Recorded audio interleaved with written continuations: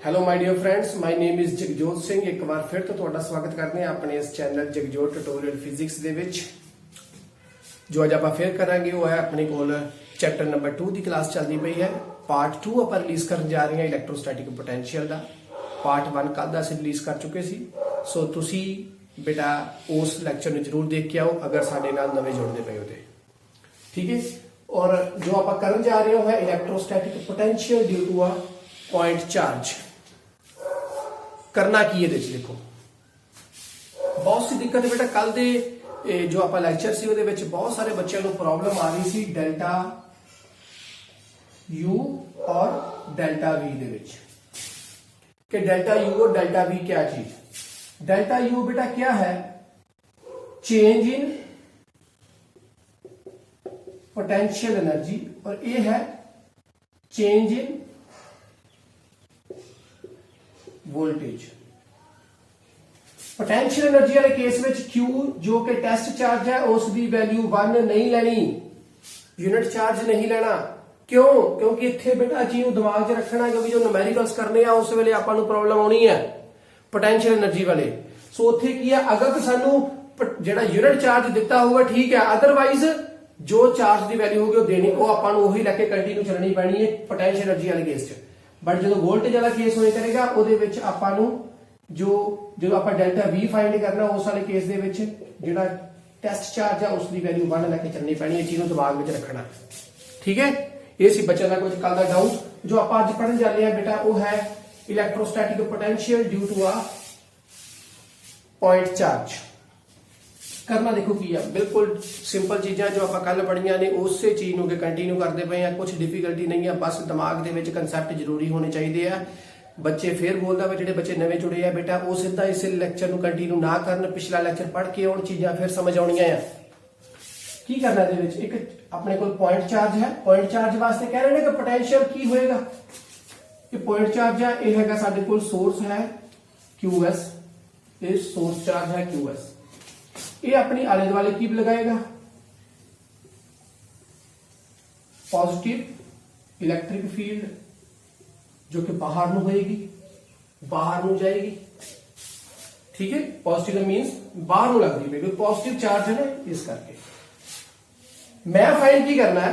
मैं इस वास्ते फाइंड करता पाया कि मैं किसी पॉइंट के ऊपर मैं फाइंड करनी है जी। इस पॉइंट के ऊपर साडे कोल वोल्टेज की आ रही है, क्योंकि की कह रहे हैं इलेक्ट्रोस्टैटिक पोटेंशियल इस पॉइंट चार्ज करके किसी पॉइंट के ऊपर जो कि ਇਹਦੇ ਆਲੇ ਦੁਆਲੇ ਹੋਏਗਾ ਉੱਥੇ पोटेंशियल ਕੀ ਹੋਏਗਾ ਉਹ फाइंड करना।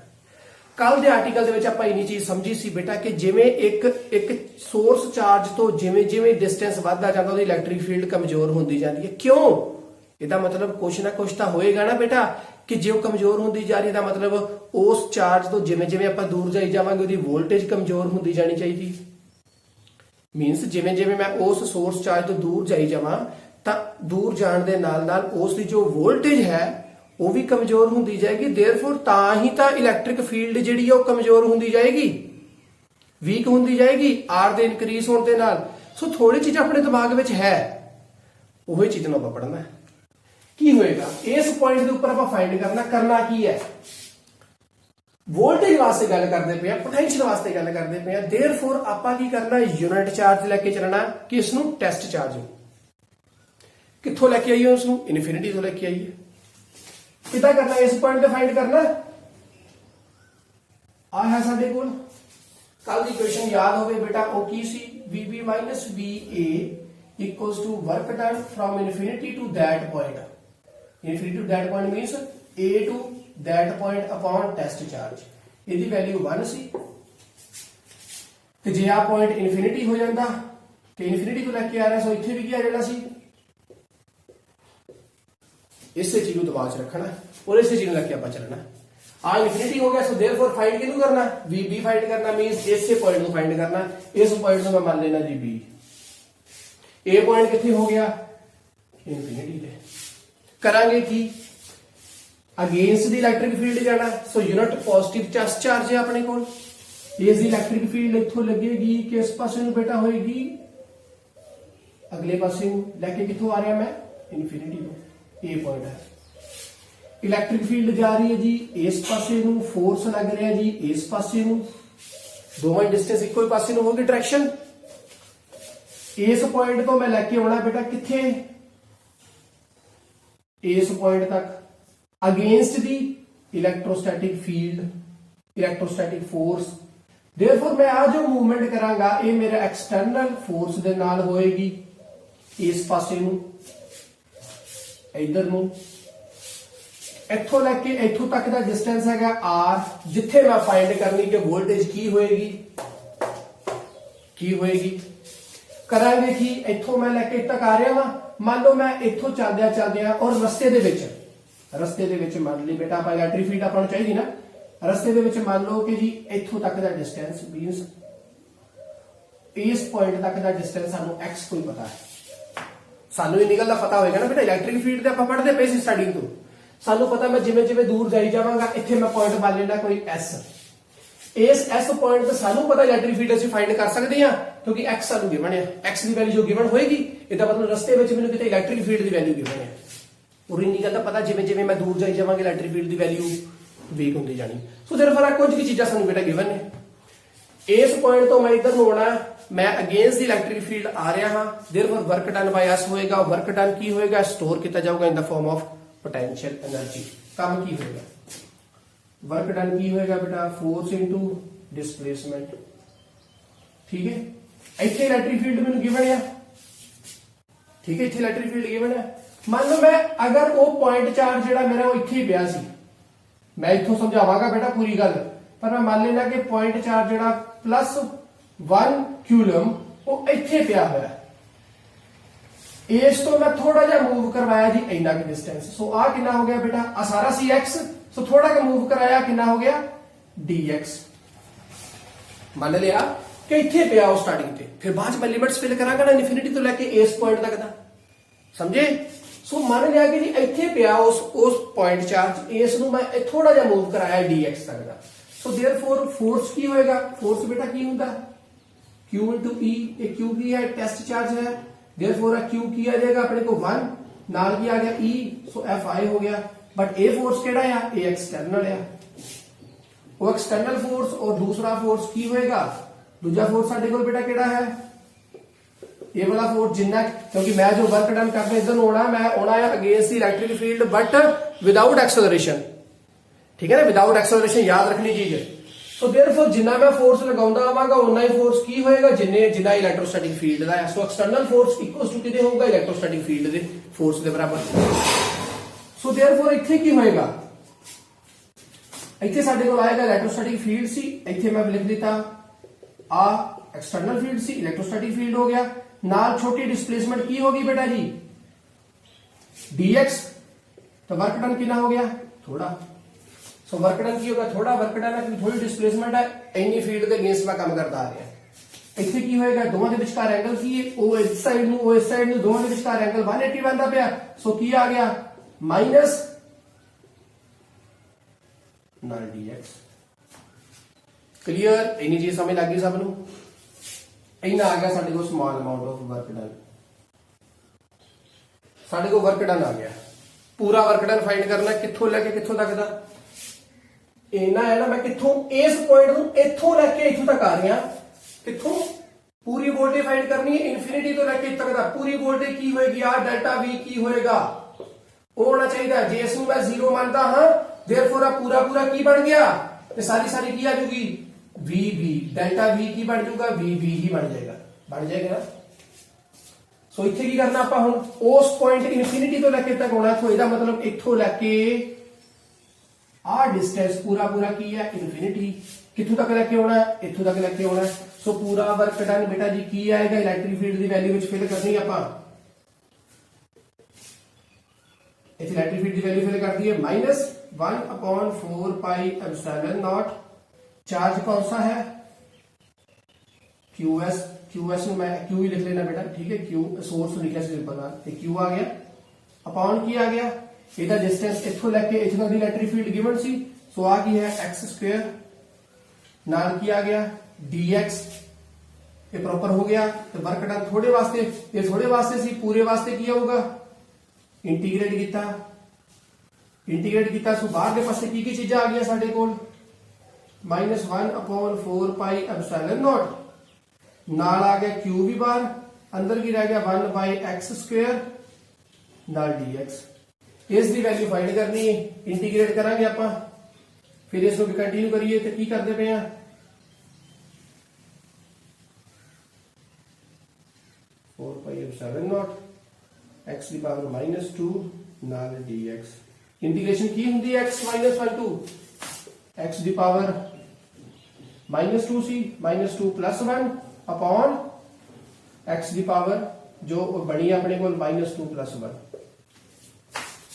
इंटीग्रेशन होगी सो ये की हो गया अपने को -q/4 pi epsilon not value की आ गई इंटीग्रेशन दी x की पावर की बन गई बेटा जी थे -1 अपॉन की आ गया -2 + 1 -1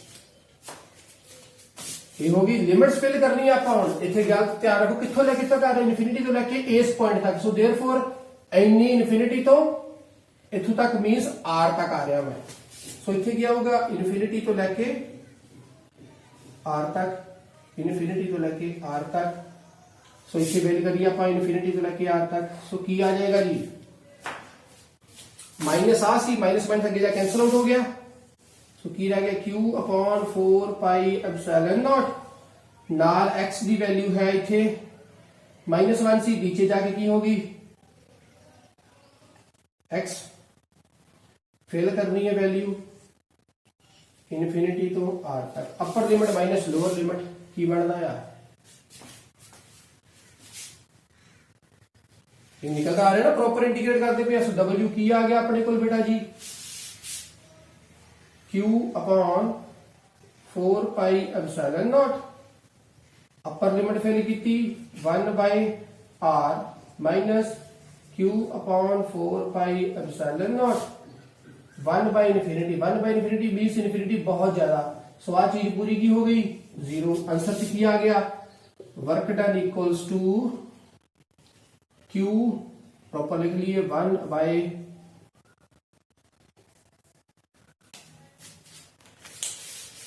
मौके दे धोखे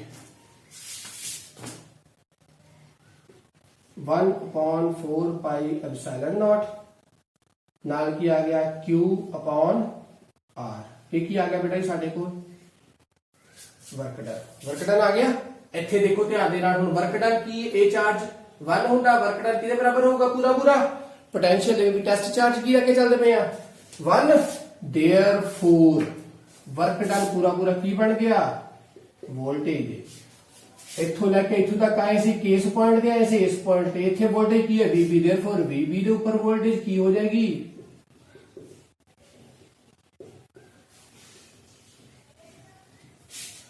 आ चीज बन गई सो देयरफॉर जिवें जिवें r बढ़ता जाएगा तो VB की वैल्यू घटती जाएगी पुरानी चीजों ने कंपेयर करिए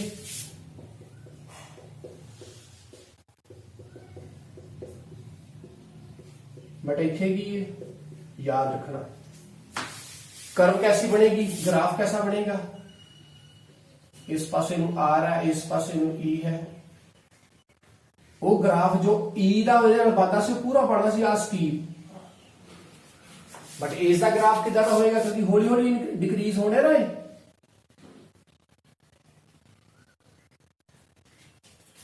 समझ लगी गल आ ग्राफ और ए ग्राफ दोनों ग्राफ्स दे विच बेटा फर्क समझ लगा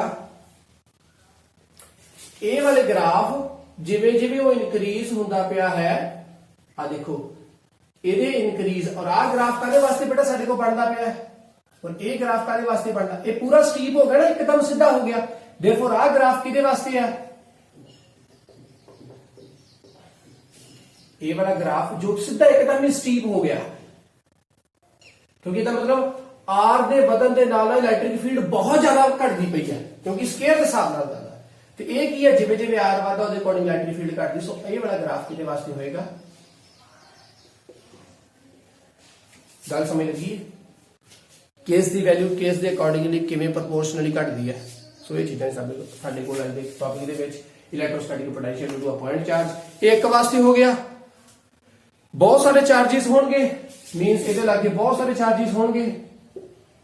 ਇੱਕ ਰੱਖਿਆ ਨਾ ਇੱਥੇ Q2 ਹੋ ਜਾਏ, Q3 ਹੋ ਜਾਏ, Q4 ਹੋ ਜਾਏ, Q5 ਹੋ ਜਾਏ, Q6 ਹੋ ਜਾਏ, ਇਹਨਾਂ ਸਭ ਵਾਸਤੇ ਇੱਥੇ ਫਾਈਂਡ ਕਰਨਾ ਹੋਵੇ ਤਾਂ ਕੀ ਹੋ ਜਾਊਗਾ ਫਿਰ ਇਹਦੇ ਵਾਸਤੇ ਹੋ ਗਿਆ ਇਹਦੇ 2 ਵਾਸਤੇ ਹੋ ਜਾਊਗਾ, Q1 ਆ ਗਿਆ, 3 ਵਾਸਤੇ, 4 ਵਾਸਤੇ, 5 ਵਾਸਤੇ, 6 ਵਾਸਤੇ, ਔਰ ਇਦਾਂ ਸਾਰਾ ਆਰਟੀਕਲ ਆਪਣਾ ਪੂਰਾ ਹੋ ਜਾਊਗਾ। ਉਮੀਦ ਹੈ ਤੁਹਾਨੂੰ ਅੱਜ ਦਾ ਸਾਡਾ ਇਹ ਲੈਕਚਰ ਜਿਹੜਾ ਪਸੰਦ ਆਇਆ ਹੋਊਗਾ।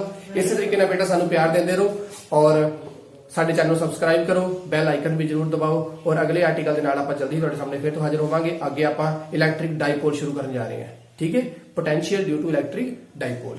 और कंटिन्यू रहना, स्टे रहना साडे नाल और आप इस तरीके नाल मेहनत करते रहेंगे और तुसीं भी साडी हौसला अफजाई करते रहो। साडे चैनल को सब्सक्राइब करो। एक बार फिर बेटा बोल दिया, टिल देन बाय बाय। पढ़ाओ, पढ़ाई बैक करो क्योंकि मेहनत ही काम आनी है। Bye bye.